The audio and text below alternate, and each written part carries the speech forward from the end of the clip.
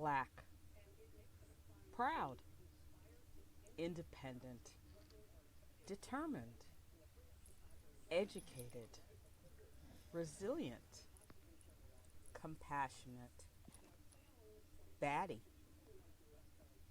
funny, quirky, unique, creative, thoughtful, sincere, loyal, gutsy, vibrant, resourceful, imaginative, engaging, fabulous, awesome. Those are all words that describe me, the Brick City Brown Chick. Welcome to my podcast, What I Know Now. Thanks for listening.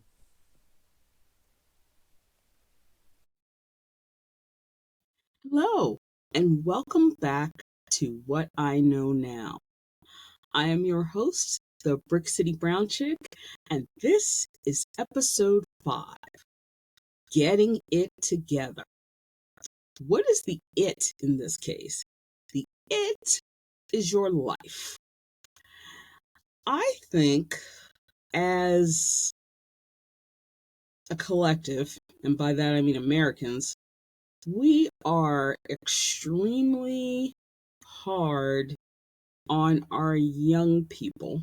And by young people, I mean end of high school, so 17, 18 to mid 20s, 24, 25. We have an expectation that they are going to get out of high school, know what they want to do, be, say, have their life figured out, and go out and do it. Now, a lot of people argue with me on that point and say, okay, but we did it, meaning all the generations before them, the Gen X did it, the Boomers did it, the Silent Generation people did it, the World War I people did it.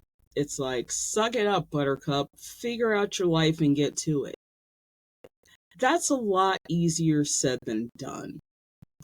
So this episode is going to be a message both for younger people trying to figure it out and also to their parents who really want them to go figure it out. I went to a Catholic private all-girls school. Yeah, that's a mouthful, and there'll be some stories in later episodes about my adventures in all-girl high school. Not those kinds of stories, but it was complicated. The school I went to, the way they divided kids up, or the girls up, was by groups. So the A group were the super smart, mostly 4.0, international baccalaureate. They were taking 2 languages besides English, going to the Ivy League girls. Group B were your higher than average intelligence, smart but not overly smart, kids who liked school and liked learning and got, A's and B's, but also wanted to have a life outside of school and not obsess about their grades. So that was Group B. Group C were your average intelligence to higher than average intelligence girls who were better at some subjects than others, and so they couldn't be the super advanced kids and they couldn't be the advanced kids. They were the average kids. And I think in any other high school, the C group girls would have been the smartest girls. But that's just how our school was set up. I was a B group girl and had no problem with that. My problem was with math. I was great at conceptual math, like geometry, trigonometry, those things I had no problem with. Algebra was like banging my head on a wall. It was the worst course courses. I had to take Algebra 1 and Algebra 2. I struggled so hard, got a tutor, worked really hard, but it was just not my scene. When I was in school, the theory was that you worked harder at things you were not good at so that you could become good at them. The landscape on that thought process has changed, thankfully, for this generation coming up.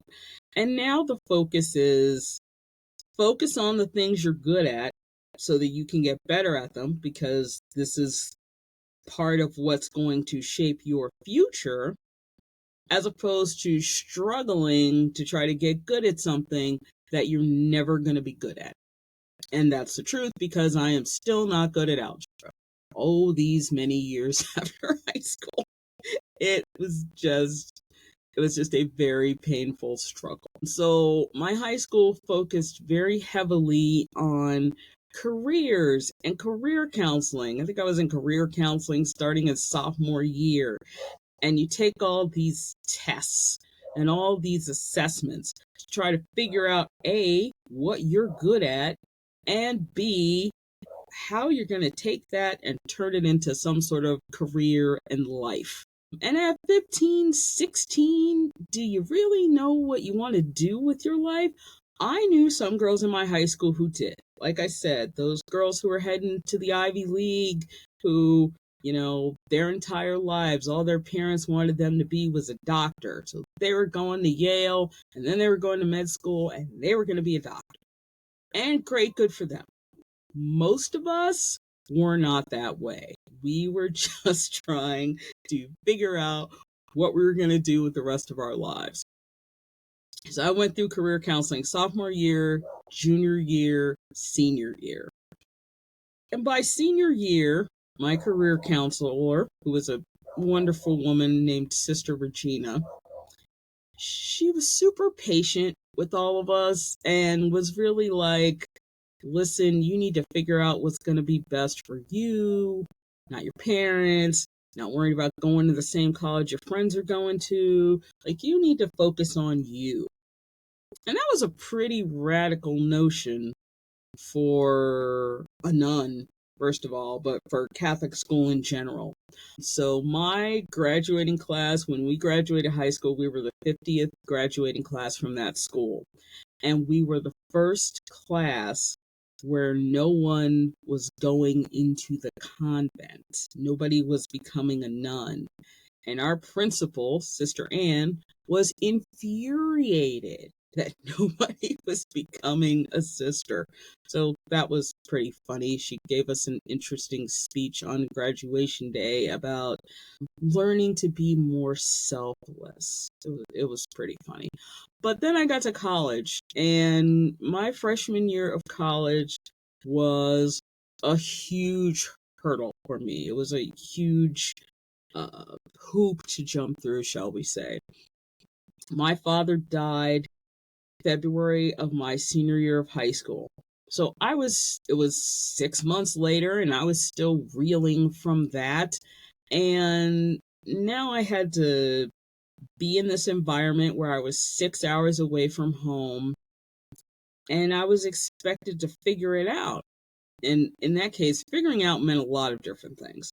Thankfully, my mother was a super strong-willed person in terms of she was going to make sure that when I went to school, I knew the things I needed to know how to do.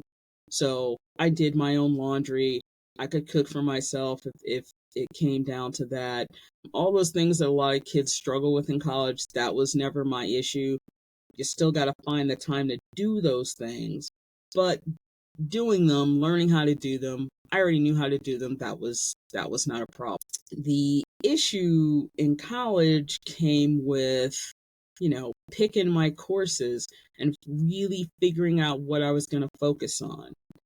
I think I said in a previous episode that I wanted to be a creative writing major. That is really what I wanted. Writing is something I've been doing since I was a little kid. Since I learned how to write, I've been writing short stories and novels and all that sort of thing. I used to write poetry really awful poetry, but I used to write poetry. And so it was really about, as my mother said, finding a practical major because what are you going to do with a writing degree? So I became a journalism major, and I there are maybe a handful of schools who still offer journalism as a major nowadays. But back when I was in college, being a journalist was still a prestigious and well respected profession.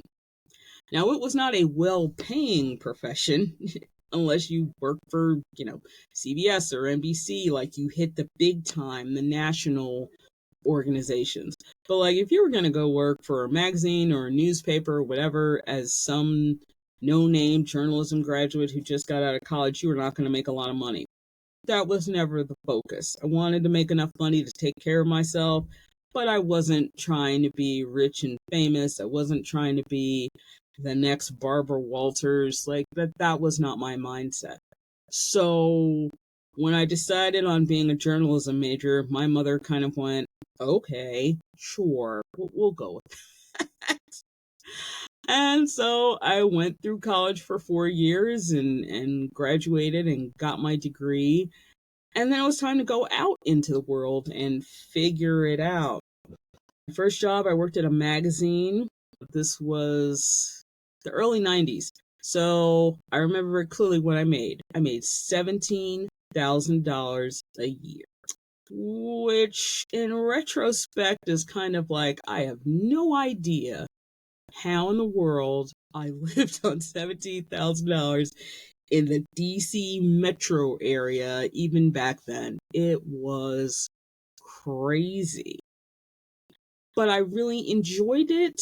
I learned a lot. It was an international magazine that dealt with international trade and like where Americans who had import export businesses could go establish their business. So it was a super interesting place to work. The editor was sort of a grizzled 50 something guy who'd been doing this for years. He lived on coffee and cigarettes. I mean, it was like a scene straight out of like All the President's Men. If you've never seen that movie, see that movie. It's about Watergate and the Washington Post role in Watergate. So you got to see the newsroom and the reporters in the 70s and the typewriters and the smoking. He was straight out of central casting for that kind of thing. But eventually the magazine shuttered, and then I had to go off and find a new job. And after the magazine, I started to work for nonprofits and associations. And that is really where I've spent the majority of my career, is working for organizations that do various things. I worked for an organization that worked with people who were blind or visually impaired. And I worked in the communications department, but occasionally they would, ask me to participate in events they were having for the people they served. And I learned so much at that job. I really did. And it wasn't so much about my career, learning things for my career, although I did learn things for my career too. It was also about learning the challenges that people live with. I mean, of course, I was in my mid 20s by that point. I'd met people who were blind. It wasn't like that was a foreign concept, but really understanding the day to day and of their lives and things that they needed was super interesting and informative. So that led me down a path that I didn't expect, is what I will say.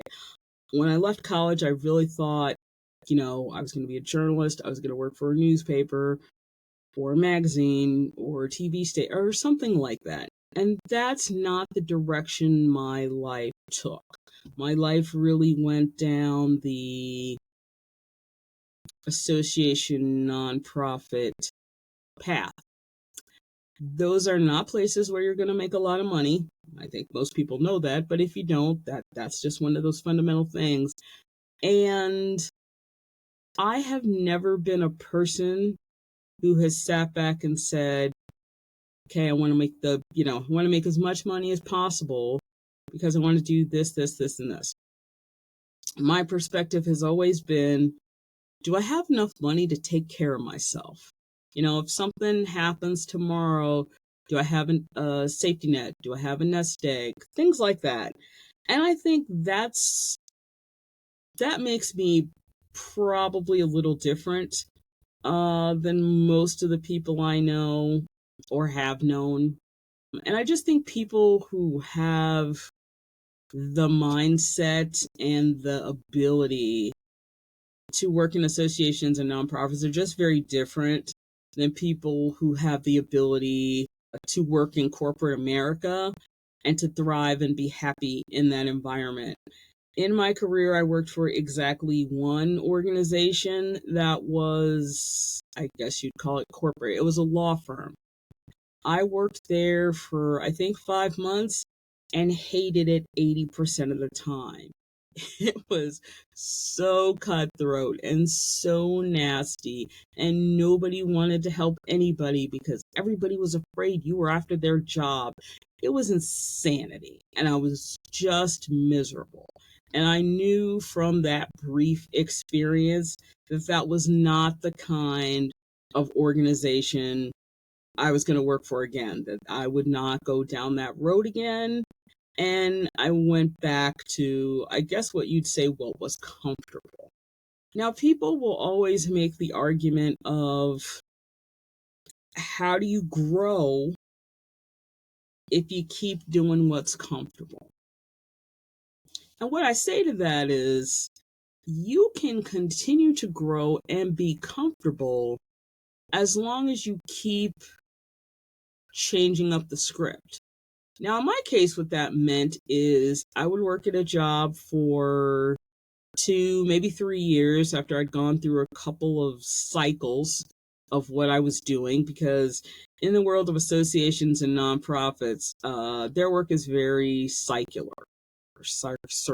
That's what I'll say. And so what that means is, if every year you have an award ceremony, okay, the award ceremony is the same time every year, so you've got to do all the prep and all that sort of thing. So once I'd go through 2 or 3 cycles, I'd sit back and go, okay, I'm starting to get bored. That means it's time for me to find another job. That didn't mean it was time for me to find a job in corporate America. It meant it was time for me to find another job at a nonprofit or association, but do different work. If I'd been a communications specialist in one place, it was time to move up to being a communications manager or being a deputy director or whatever. So that's how I always explain to people, this is how you can be comfortable in who you are and where you are, but continue to grow and continue to expand your skills and change. Now, the job I've had, the organization I've worked for the last dozen years or so, it's the longest I've ever worked for any organization, is a huge organization called the federal government. And that's all I'll say about that, because they really don't like their employees talking about them all that much. But I've worked for the same organization for those 12 years. I worked for the same office.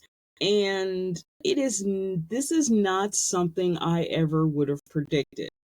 And it was a situation where I sort of, fell into this job. I'd been a contractor, and then they, wanted to bring me on. And so that's what happened.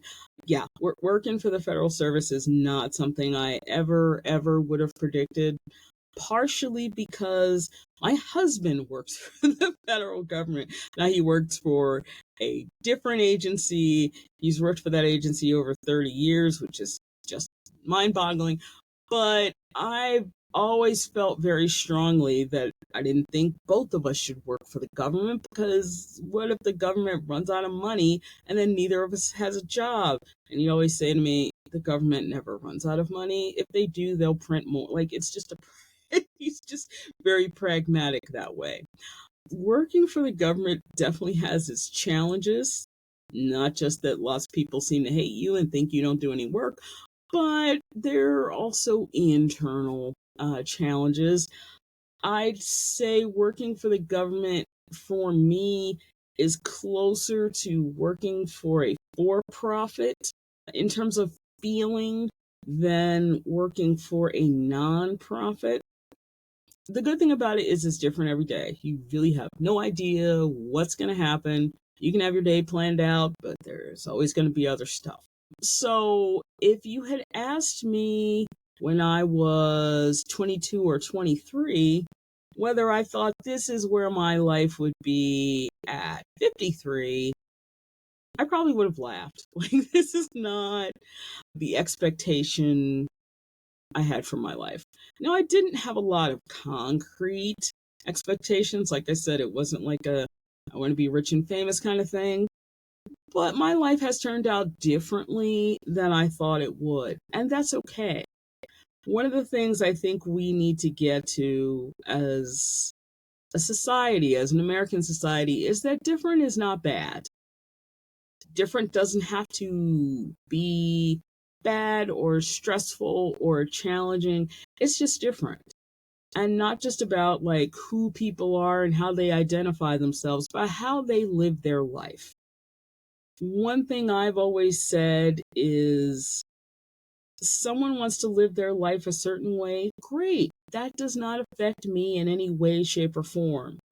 And it's one of those things I don't understand about people who are, anti-gay or anti-LGBT. It's like, it doesn't affect you. If they are living their lives and being happy, what does that have to do with you? So that's how I feel about my work life. Do I feel very differently about it now in my 50s than I did in my 20s? Absolutely. Absolutely. Work, one of the sort of very few heated conversations my husband and I have is about what work is. And what I've concluded is men and women just look at work differently. My husband always says, work is what I need to do to have and do the things I want to do. And I totally understand that. I get that perspective. His career trajectory has been different from mine. He graduated high school. He decided he didn't want to go to college. He went straight into federal service. He is a third generation federal employee. His grandmother worked for the federal service, as did his mother, and as does he. When he started working for the government, he worked in the janitorial department. And that's about the time that I met him. And he said that never fazed him, never bothered him because A, he knew he wasn't going to be there forever. And B, it was a steady paycheck. It was a way for him to have the money to take care of himself. Now, over the years, he's gone through, like I said, he's worked for the same agency for more than 30 years. So he's gone through several jobs and several different transitions. And what he does now is a proofreader. He went through an apprenticeship program for 4 years to become a proofreader. And that's what he does. And he loves it. My view on work is if I am not fulfilled at work, the rest of my life doesn't work well. And so he's gone through a few times with me where I've been frustrated and fed up and no longer want to deal with things with work. And that's when he's had to talk me off the ledge and say, listen, work is work. It's just how you get money to do other things. But I've never really embraced that. Excuse me. At one point he said, you seem to feel like your work life should be better because you went to college and got a degree. And I was like, you're damn right. That was the point. The point of me going to college and get a degree was so that my work life could be better. And he just sort of shakes his head at that and laughs because he's like, okay, we've both gotten to working for the federal government. We came at this from totally different ways, but we're both here now. And I understand what he's saying, but I also understand that if I hadn't taken the journey I took, my current work life wouldn't be what it is. I think a lot of young people these days, especially, ask themselves, what is the point of me going to college? I don't want to end up with all this debt. I don't want to spend the rest of my life paying it back. This is going to stagnate my progress in terms of, if I find somebody I love and I want to spend my life with, and we both have several $100,000 of student loan debt, then what? Like, how are we ever going to get out of that debt? And what I figured out over the years, what I've learned, what I know now that I didn't know in my 20s, is that for most professions, now I'm not talking about being a doctor or a lawyer or anything like that. I'm talking about for most professions, people want you to have a degree, not because so much they care about the degree and what the degree is in.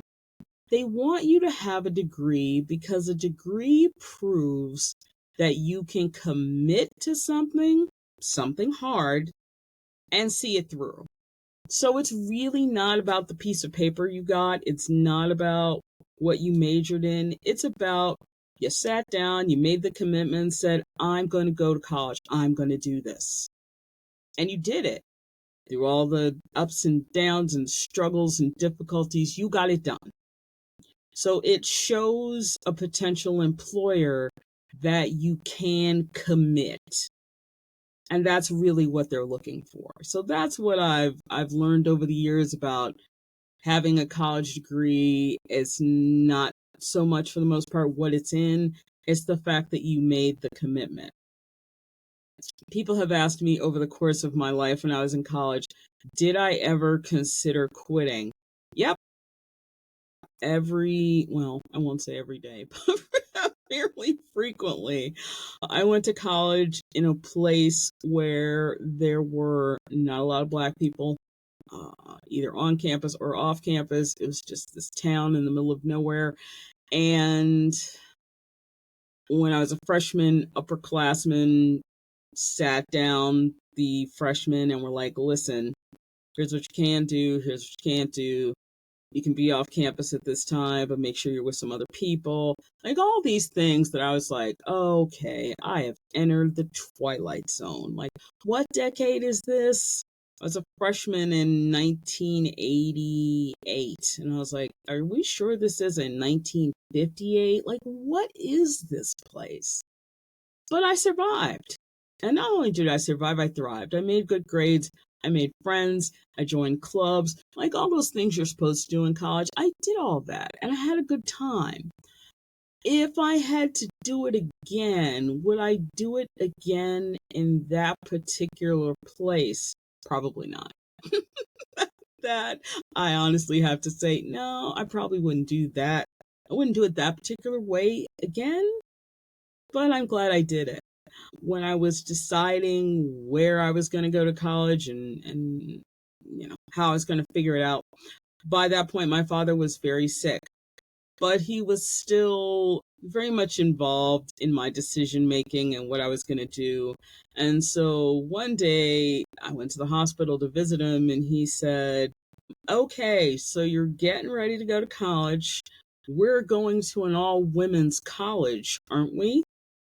And after having just spent 4 years in an all girls school, having learned the insanity, the treachery, the jealousy, the backstabbing, all those things that not all women do, but women are very capable of doing, I looked at him and said, all right, Dad, I'm going to need you to pardon my French on this one, but there is no way in hell I'm going to an all women's college.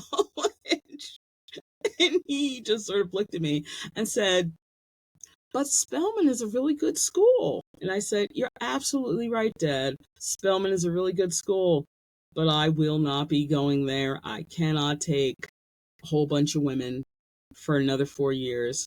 I just can't do it. So that was one of the few times in my life I really had to say, yeah, I love you, Dad, but that that ship has sailed. I've done my time with the all women outfit. And that wasn't even about boys or like wanting to meet somebody. It wasn't even about that. It was just that I just could not take that level of insanity for college. High school was plenty. So, what I want young people to know is that it does get better. You do figure things out. It may not turn out the way you thought it was going to, but that doesn't mean it doesn't turn out well. This is not what I expected for my life when I was 23, but at 53, I can say, yeah, I have a good life. For parents of these teens and early 20 something people who come to you and say, listen, I'm having a hard time trying to figure it out, trying to make this work, but I have some struggles. Be patient with them and help them understand that they don't have to have their whole life figured out right now at 22.